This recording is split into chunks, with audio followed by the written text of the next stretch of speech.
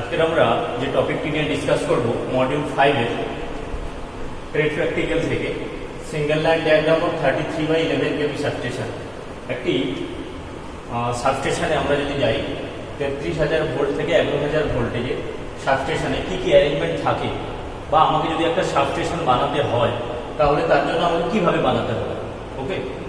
অর্থাৎ সেই অ্যারেঞ্জমেন্টগুলোর মধ্যে আমরা মেন কী কী অ্যারেঞ্জমেন্ট, মেজর কী কী ইলেকট্রিক্যাল ইকুইপমেন্টগুলো আমরা দেখতে পাবো 33/11 কেভি সাবস্টেশনের মধ্যে। মেজর ইলেকট্রিক্যাল ইকুইপমেন্টগুলো যেগুলো দেখতে পাবো এগুলো হচ্ছে এক পাওয়ার ট্রান্সফর্মার, সেকেন্ড সিটিপিটি যেটাকে বলা হয় instrument transformer, third isolator, fourth বাসবার, 5 lighting arrester, 6 circuit breaker এবং 7 নম্বর রিলে। তো এই যে মেজর ইলেকট্রিক্যাল ইকুইপমেন্ট এগুলো আমরা দেখে নেব এবং এর ফাংশন কি আমরা ব্রিফলি জানবো, ওকে। তো 33/11 কেভি সাবস্টেশনে সবার প্রথমে 33 কেভি ইনকামার, ওকে। 33 কেভি ইনকামার, এখানে 33 কেভি সাপ্লাই দেওয়া হলো। তারপর কি থাকে লাইটিং অ্যারেস্টার, এটা 33 কেভি এলই লাইটিং অ্যারেস্টার। এই লাইটিং অ্যারেস্টারের ফাংশন কি, কোনো কারণে যদি সার্জ ভোল্টেজ অথবা সার্জ ভোল্টেজ মানে হঠাৎ করে ভোল্টেজ বেড়ে যাওয়া অথবা কোনো অ্যাটমসফিয়ারিক লাইটিং মানে বজ্রপাত হলো, এর ফলে কি হবে ওই ইলেকট্রিক 33 কেভি যে ইনকামার যেখান থেকে আসছে 33 কেভি, তো তার উপরে যদি বজ্রপাতের ফলে হাই ভোল্টেজ লাইনে চলে আসবে। লাইনে চলে আসা মানে আলাদা যে সমস্ত ইকুইপমেন্টগুলো রয়েছে সেই ইকুইপমেন্টগুলোর মধ্য দিয়ে ভোল্টেজ হাই ভোল্টেজ যাওয়া হবে, ওখানে ইকুইপমেন্টগুলো বার্ন হয়ে যাবে, ওকে, পুড়ে যাবে, নষ্ট হয়ে যাবে। তো যাতে নষ্ট না হয় তার জন্য কি করা হয়েছে এখানে লাইটিং অ্যারেস্টার। যখনই এক্সেসিভ ভোল্টেজ বা হাই ভোল্টেজ আসবে তখন সেটি পুরোপুরি গ্রাউন্ড হয়ে যাবে, ওকে। তো চলে গেল আমার 33 কেভি লাইটিং অ্যারেস্টার। তারপরে কি রয়েছে 33 KV isolator, 33 KV CT, 33 KV VCB, তারপরে আবার 33 কেভি আইসোলেটর। এই আইসোলেটরের কাজ কি, আইসোলেটর করা মানে এই যে সার্কিট, এই যে 33 কেভি আইসোলেটর, আইসোলেটরের মেন ফাংশন হচ্ছে আমি সার্কিটকে ওপেন অথবা ক্লোজ, মনে করো আমার এখানে কি রয়েছে, এই জায়গাতে একটা 33/11 কেভি ট্রান্সফর্মার রয়েছে, 5 এমভিএ ট্রান্সফর্মার রয়েছে। এই ট্রান্সফর্মারে কোনো কারণে আমার কোনো কাজ করার প্রয়োজন রয়েছে, কোনো মেনটেন্যান্সের প্রয়োজন রয়েছে, তখন আমি কি করব, যদি মেনটেন্যান্সের প্রয়োজন থাকে তাহলে আমি বলেছি যে সার্কিটকে ওপেন অথবা ক্লোজ। তো এটা কি কন্ডিশনে রয়েছে, এটা ওপেন কন্ডিশনে রয়েছে। যদি ক্লোজ কন্ডিশন থাকতো তাহলে লাইনের সঙ্গে কানেক্ট থাকতো। এটা আমরা দেখাচ্ছি অ্যাকচুয়ালি সিঙ্গেল লাইন ডায়াগ্রাম, মানে একটা লাইন ডায়াগ্রামের মধ্য দিয়ে আমাদের বুঝতে হবে, ওকে। তো আমি যদি এই 33 কেভি বাই 5 এমভিএ ট্রান্সফর্মার আমার এখানে নষ্ট হয়ে গেছে, অথবা আমার এখানে এই 33 কেভি সিটিটা আমার মেনটেন্যান্সের প্রয়োজন রয়েছে, কি ভিসিবি সার্কিট ব্রেকারের মেনটেন্যান্সের প্রয়োজন রয়েছে, তখন আমি কি করব, এই আইসোলেটরটাকে আমি অফ করব। তাহলে কি হবে, সার্কিট থেকে অলরেডি ডিসকানেক্ট হয়ে যাবে, তখন আমি আরামসে কাজ করতে পারবো। মনে করো আমার এই ট্রান্সফর্মারটা সবচেয়ে এখানে যতগুলো ইকুইপমেন্ট আমরা দেখতে পাচ্ছি সেই ইকুইপমেন্টগুলোর মধ্যে সব থেকে এক্সপেন্সিভ বা সবচাইতে দামি ইকুইপমেন্ট হচ্ছে 33 কেভি বা 11 কেভি ট্রান্সফর্মার, ওকে। তো এই ট্রান্সফর্মারে মনে করো আমার কাজ করার প্রয়োজন রয়েছে, তাহলে আমি কি করব, সবার প্রথমে কি করব, আমি এখানে মেইনটাকে অফ করব, ওকে। আমি মেইনকে অফ করব, এটাকে অফ করে দিলাম, এটাকে অফ করে দিলাম। তো তাহলে কি হবে, তিনটে যখন অফ হয়ে গেল তখন আমি আরামসে কাজ করতে পারবো। তিনটে অফ হয়ে গেলে কি হবে, যদি কোনো কারণে মনে করো আমি এটা বন্ধ করেও আমি কাজ করতে পারি, কিন্তু সমস্যাটা কোন জায়গাতে থাকবে, এটা বন্ধ করার পরও কোনো কারণে যদি আমার লিকেজ কারেন্ট বাইপাস করে বা ফ্লো করে, তো তার জন্য এটাকে আমি বন্ধ করে দেবো, আবার এখানেও বন্ধ করে দেবো, তাহলে আমার কোনো ঝামেলা নেই, আমি আরামসে কাজ করতে পারবো। তো আইসোলেটরের মেন ফাংশনটা জানা গেল। নেক্সট কি রয়েছে 33 কেভি সিটির কাজ কি, এখানে সিটির কাজ রয়েছে, সিটির ফুল ফর্ম পাওয়ার ট্রান্সফর্মার। সিটির কাজ হচ্ছে মেজার করা, কন্ট্রোল করা, প্রোটেকশন, মেজারমেন্ট, কন্ট্রোল। কি মেজার করবে, কারেন্ট মেজার করবে। তো 33 কেভি সিটি দিয়ে আমরা কেন কারেন্ট মেজার করবো, মাল্টিমিটার দিয়ে তো করতে পারতাম, কিন্তু মাল্টিমিটার দিয়ে করতে পারবো না। তার কারণ এখানে হাই অ্যামাউন্টের যখন কারেন্ট ফ্লো হবে, তো তার জন্য কি হবে, আমাকে যে ইকুইপমেন্টটা, এই মেজারিং যে ইকুইপমেন্টটা যেটা বানাবো, সেই ইকুইপমেন্টটাকে তাহলে অনেক বড় টাইপের ইকুইপমেন্ট হয়ে যাবে। তো সেই বড় ইকুইপমেন্ট আমাদের পক্ষে পোর্টেবল নয় এবং অনেক বেশি খরচ। তার জন্য আমি কি করব, এখানে এই যে সিটিটা রয়েছে, তো এই সিটিটার অ্যারেঞ্জমেন্টটা আমার এমন থাকবে যে যখনই হাই কারেন্ট আসছে সেই হাই কারেন্টের সেম রেশিওতে, আমি প্রপোর্শনাল রেশিওতে আমি লো কারেন্ট মানে অনেকটা কম অ্যামাউন্টের কারেন্ট যেটাকে মেজার করা সম্ভব, সেই কম অ্যামাউন্টের কারেন্টের সাহায্যে আমি মেজার করে কারেন্টটা কত আমি সেটা মেজার করতে পারবো। ওকে, তো 33 কেভি সিটির কাজটা কি বুঝতে পেরেছো? তাহলে যে অ্যামাউন্টের কারেন্ট যাচ্ছে ওই অ্যামাউন্টের কারেন্ট মেজার করার দরকার নেই। ওখানে অ্যাকচুয়ালি কি থাকে সিটিতে, primary winding secondary winding. Secondary winding a primary winding এর প্রপোর্শনালে আমি সেকেন্ডারি টার্নসটা মিলিয়ে দিলাম, তাহলে সেখান থেকে আমি অনেক কম অ্যামাউন্টের কারেন্ট মেজার করতে পারবো এবং তার প্রপোর্শনালে তার সমানুপাতিকে আমি অ্যাকচুয়াল কারেন্টটা কত সেটা আমি ক্যালকুলেট করতে পারবো। Next VCB. ভিসিবি মানে vacuum circuit breaker. Circuit breaker বিভিন্ন টাইপের থাকে, এয়ার সার্কিট ব্রেকার থাকে, অয়েল সার্কিট ব্রেকার থাকে, এসএফসি সার্কিট ব্রেকার থাকে। এখানে ভোল্টেজের যেখানে আমার যেমন ভোল্টেজ রেঞ্জ তার উপর ডিপেন্ড করে সার্কিট ব্রেকার লাগানো হবে। সার্কিট ব্রেকার কি জিনিস? সার্কিট ব্রেকার হচ্ছে সার্কিটকে ব্রেক করতে সাহায্য করছে, আবার সার্কিটকে মেক করতেও সাহায্য করে। নর্মালি ম্যানুয়ালি আমি নর্মাল কন্ডিশনে ম্যানুয়ালি আমি নর্মাল কন্ডিশনে সার্কিটকে ওপেন অথবা ক্লোজ করতে পারি, কিন্তু যে মুহূর্তে সার্কিটে কোনোভাবে আমার ফল্ট হলো, ফল্ট কন্ডিশনে কি হবে? ফল্ট কন্ডিশনে অটোমেটিক্যালি সার্কিটকে ব্রেক করতে সাহায্য করবে। বোঝা গেল?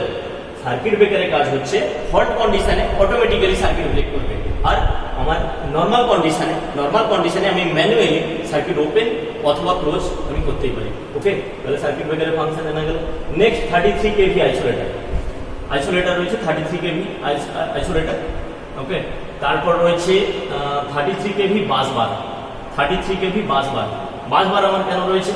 এখানে বাস বার রয়েছে, মনে করো আমার এই লাইনে আমার ট্রান্সফরমার রয়েছে, সমস্ত কিছু ইলেকট্রিক্যাল ইকুইপমেন্টগুলো রয়েছে। আমার কোনো কারণে এই লাইনে আমার প্রয়োজন, কি প্রয়োজন? মেইনটেনেন্সের প্রয়োজন রয়েছে। তাহলে যদি মেইনটেনেন্স করা হয় তাহলে এইখানে যে সমস্ত ফিডারগুলো রয়েছে সেই ফিডারের থ্রু দিয়ে কাস্টমারের কাছে যাচ্ছে, তাহলে কাস্টমার সাপ্লাই পাবে না।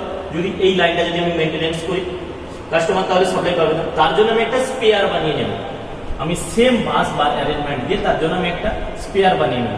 স্পেয়ার বানিয়ে নেওয়া মানে কি হবে? সেম এখানে যে অ্যারেঞ্জমেন্টগুলো তুমি দেখতে পাচ্ছ সেম অ্যারেঞ্জমেন্টগুলো এই সাইডে রয়েছে।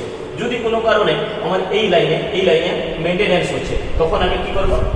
তখন আমি এখান দিয়ে আমি নিতে পারবো সাপ্লাইটা। কিভাবে নিতে পারবো? দেখো, এখানে 33 কেভি আমার ইলেকট্রিক্যাল ইকুইপমেন্টগুলো রয়েছে। যদি এই লাইনে আমার কাজ করার আমার প্রয়োজন হয় তখন আমি এই আইসোলেটরটাকে অফ করে দেবো, আর কোথায় অফ করবো? এখানে অফ করে দেবো। ওকে, এই আইসোলেটর অফ করে দেবো, এই আইসোলেটর অফ করে দেবো, তাহলে অলরেডি ডিসকানেক্ট হয়ে গেল। এবারে সাপ্লাইটা আমার পৌঁছবে কি করে? এখানে এই যে বাস বারটা রয়েছে এখান থেকে আমি এই যে আইসোলেটর রয়েছে আইসোলেটরটাকে অন করে নেব। ওকে, আইসোলেটরটাকে অন করে নেব, এই আইসোলেটরটাকে অন করে নিয়ে এখানে যে সমস্ত ইলেকট্রিক্যাল ইকুইপমেন্টগুলো রয়েছে সেম ইলেকট্রিক্যাল ইকুইপমেন্ট এখানেও রয়েছে, same spare just stand by মোডে রয়েছে। তো এগুলোকে আমি যখন অন করে নেব তখন পাওয়ার সাপ্লাই অলরেডি আমার থাকলো এখানে, এবং এই আইসোলেটরটাকে অন করে নেব তখন সাপ্লাই অলরেডি আমি এখান থেকে পেয়ে যাবো, কোনো আমার অসুবিধা নেই। এই কারণের জন্য আমি এই বাস বারের অ্যারেঞ্জমেন্টটাকে রেখেছি। এখানে বাস আইসোলেটর রয়েছে, যখন আমার এই সাইডে দরকার থাকবে, যখন এই সাইডের প্রয়োজন হবে তখন আমি আইসোলেটরটাকে অন করে নেব, নয়তো নর্মাল কন্ডিশনে আমার এই আইসোলেটরটা অফ থাকবে। ওকে, এই সাইড বন্ধ থাকবে এবং বাকি এই সাইড থেকে আমি কাজ চালাবো। যখন আবার এই সাইডের মেইনটেনেন্স, মনে করো আমার এই সাইডটা রানিং ছিল, এখানে আমার কন্টিনিউ ছিল, এখান থেকে আমি সাপ্লাই নিচ্ছিলাম এই স্পেয়ার পার্ট স্ট্যান্ড বাই সাইডটা থেকে, তখন আমাকে কি করতে হবে? এই সাইডে আমার মেইনটেনেন্সের প্রয়োজন রয়েছে, কোনো একটা ইকুইপমেন্টের মেইনটেনেন্সের প্রয়োজন রয়েছে, তখন আমি যেটা স্ট্যান্ড বাই মোডে ছিল, যেটা স্পেয়ার অতিরিক্ত ছিল, সেখান থেকে নিতে পারবো। নেক্সট এখানে দেখো 33 কেভি আইসোলেটর রয়েছে, বাস বারের বিফোর এন্ড আফটার আইসোলেটর রয়েছে। আইসোলেটরের পর 33 কেভি ডিসি, সেই একই জিনিস। Circuit breaker 33 KV CT, already আমি আলোচনা করে দিয়েছি সিটির কাজ কি, কারেন্ট মেজার করার জন্য। তারপরে আবার কি রয়েছে? Lighting arrester. এখানে লাইটিং অ্যারেস্টারটার পরে কি রয়েছে দেখো, 33/11 কেভি 5 এমভিএ ট্রান্সফরমার। ওকে, 33/11 কেভি 5 এমভিএ ট্রান্সফরমার। ট্রান্সফরমারের বিফোর এবং আফটার দেখো লাইটিং অ্যারেস্টার রয়েছে। বিফোর রয়েছে 33 কেভি লাইটিং অ্যারেস্টার, আফটার রয়েছে 11 কেভি লাইটিং অ্যারেস্টার। এটা কি ধরনের ট্রান্সফরমার? এটা পাওয়ার ট্রান্সফরমার। ওকে, 33 থেকে 11 কেভি আমার step down transformer, power transformer type step down. 33 থেকে 11 কেভিতে আমি ট্রান্সফার করছি। ওকে, তো দেখো এখানে লাইটিং অ্যারেস্টারের ফাংশন সেই সেম। কোনো কারণে যদি সার্জ ভোল্টেজ ভোল্টেজ আমার শর্ট সার্কিট হয় বা কোনো কারণে আমার ভোল্টেজ বেড়ে গেল, ঠিক আছে, ভোল্টেজ বেড়ে গেলে কি হবে, এক্সেসিভ যে ভোল্টেজটা সেটা আমার লাইটিং অ্যারেস্টার যে গ্রাউন্ড রয়েছে সেই গ্রাউন্ডের থ্রু দিয়ে পাস করে যাবে। তারপর এখানে 5 এমভিএ ট্রান্সফরমার, লাইটিং অ্যারেস্টার হয়ে গেলে এরপরে 33 থেকে 11 কেভি যখন হয়ে গেল, এরপরে যে আমি সিডিটা লাগাবো সেই সিডিটাও হচ্ছে 11 কেভি, লাইটিং অ্যারেস্টার ও এর রেঞ্জগুলো এখানে তাহলে কতগুলো পোর্শন রয়েছে, মেন 33 এখান পর্যন্ত রয়েছে 33 কেভি, ওকে, এখান পর্যন্ত 33 কেভি, এর পর থেকে রয়েছে দেখো এগুলো সব 11 কেভি। তো এখানে যে ইকুইপমেন্টগুলো লাগাবো সেগুলো 11 কেভি রেঞ্জে আসবে। নেক্সট সেম যে সমস্ত ইকুইপমেন্ট গুলো কিছু আগে দেখেছিলে 33 কেভি বেলাতে দেখেছিলে, এখানে 11 কেভি দিয়েও সেম দেখতে হবে, 11 কেভি সিডি ফাংশন সেম কিন্তু ভোল্টেজ রেঞ্জ আলাদা। এখানে দেখো সেই 11 কেভি ভিসিবি রয়েছে, ভ্যাকুয়াম সার্কিট ব্রেকার। এখানে ভিসিবি ভ্যাকুয়াম সার্কিট ব্রেকারের ফাংশন কি, ভ্যাকুয়ামটা কি কারণে, আর্ক কোয়েঞ্চিং ম্যাটেরিয়াল, যখন কোনো কারণে আমার লাইনের ফল্ট হলে কি হবে, সার্কিট ব্রেকার তখন কি করবে, অ্যাকচুয়ালি সার্কিট ব্রেকারের মধ্যে থাকে কি কি জিনিস থাকে, ফিক্সড কন্টাক্ট, মুভিং কন্টাক্ট। তো সব সময় আমার যখন কানেকশন, যখন আমার সার্কিট ক্লোজ থাকছে তখন fixed contact are moving contact সব সময়ের জন্য একদম টাচ হয়ে আছে। যেই মুহূর্তে কোনো ফল্ট হলো তখন কি করবে, সার্কিট ব্রেকারে ফিক্সড কন্টাক্ট থেকে মুভিং কন্টাক্ট ছেড়ে যাবে। জাস্ট ওই ছাড়ার মুহূর্তে, যেই সময়টাতে ছাড়ছে সেই সময়টাতে একটা স্পার্ক তৈরি হবে বা আর্ক তৈরি হবে। তাহলে ওই যে আর্ক তৈরি হচ্ছে, ওই আর্কটা অনেকটা বেশি অসুবিধাজনক। আমাদের যদি আর্কটা তৈরি হয় এর মধ্যে অনেক হিট জেনারেট হবে, তো সেই আমাকে যে কোনো ভাবে আর্ককে আমাকে বন্ধ করতে হবে। সেই আর্ক কোয়েঞ্চিং এর জন্য ভ্যাকুয়াম ব্যবহার করা হয়, ওখানে আর্ক কোয়েঞ্চিং ম্যাটেরিয়াল হিসেবে ভ্যাকুয়াম ব্যবহার করা হয়। যেমন SF6 সার্কিট ব্রেকার, যেগুলো হাই ভোল্টেজ রেঞ্জের জন্য যখন ব্যবহার করা হচ্ছে, SF6 সেখানে সালফার হেক্সাফ্লোরাইড গ্যাসকে আর্ক কোয়েঞ্চিং ম্যাটেরিয়াল হিসেবে ব্যবহার করা হচ্ছে। এয়ার সার্কিট ব্রেকার, ওখানে এয়ারটাই আর্ক কোয়েঞ্চিং ম্যাটেরিয়াল। কোন সময়, যেই মুহূর্তে ফল্ট হলো ওই ফল্টের সময়তে, যে মুহূর্তটাতে ফল্ট হলো ওই ফল্টের সময় যখন ফিক্সড কন্টাক্ট থেকে মুভিং কন্টাক্ট ছেড়ে যাচ্ছে তখন একটা স্পার্ক তৈরি হয়। ওই যে স্পার্কটাকে কমানোর জন্য এবং স্পার্কটাকে বাধা দেওয়ার জন্য, যাতে হাই অ্যামাউন্টের এক্সপ্লোশন না হয় সেটিকে বন্ধ করার জন্য আমার আর্ক কোয়েঞ্চিং ম্যাটেরিয়াল ব্যবহার করা হয়। নেক্সট এখানে কি রয়েছে দেখো, 11 কেভি ভিসিবি এর পর আবার এখানে চলে আসছে বিভিন্ন ফিডারে চলে যাচ্ছে, বিভিন্ন ফিডার। দেখো ফিডার 1, এটা রয়েছে ভিসিবি, এটা ভিসিবি, এগুলো সব ভিসিবি, ওকে, এখানে যতগুলো দেখতে পাচ্ছ এটা ভিসিবি, এটা ভিসিবি, এটা ভিসিবি, এটাও ভিসিবি। তাহলে এগুলো সবই ভ্যাকুয়াম সার্কিট ব্রেকারে। আমার এখানে লেখার জায়গা নেই বলে আমি এই কারণে ভিসিবি করেছি। তোমাদের যদি কোনো অসুবিধা হয় আবার কুইট করে ব্যাক করে ভিডিওটা দেখবে। তো ভিসিবির পর কোথায় যাচ্ছে, ফিডারে, বিভিন্ন ফিডারে চলে যাচ্ছে। সেই ফিডারগুলো থেকে আমি আবার 11 কেভি, সেই ফিডার থেকে কি করে নেওয়া হচ্ছে আমি ওই পাশেটাতে দেখাচ্ছি। দেখো এটা এখানে যে সমস্ত ইলেকট্রিক্যাল ইকুইপমেন্টগুলো রয়েছে সেম ইলেকট্রিক্যাল ইকুইপমেন্টও এই সাইডে রয়েছে। এখানে এরকম ফিডার রয়েছে 1 2 3, এখানে ফিডার 4 5 6। তো ফিডারের পর কিভাবে নেওয়া হচ্ছে দেখো, এই ফিডারগুলো থেকে সাপ্লাই আমি পেয়ে যাচ্ছি। সেটা ছাড়াও এখানে কিভাবে নিচ্ছে দেখো, এটা রয়েছে 11 কেভি বাস, এটা 11 কেভি বাস, আর এখানে যে আইসোলেটরটা রয়েছে 11 কেভি আইসোলেটর, বাস আইসোলেটর।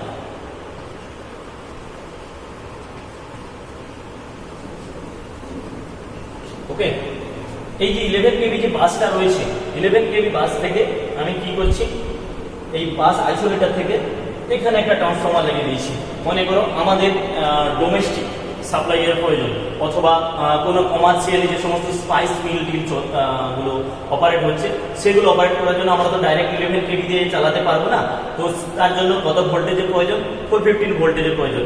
বা আমাদের যে ডোমেস্টিক সাপ্লাইয়ের জন্য সিঙ্গেল ফেজ সাপ্লাই এর প্রয়োজন, এর জন্য কত ভোল্টেজ, 240 ভোল্টেজের প্রয়োজন। তো সেটাকে আমি কি করে পাবো, তো 11 কেভি বাস থেকে আমি নিয়ে নিচ্ছি কোথায়, যে দেখো 11/415 ভোল্ট একটা ট্রান্সফরমার, স্টেশন ট্রান্সফরমার। তো এখানে যেটা আমরা দেখতে পাচ্ছি 33/11 কেভি।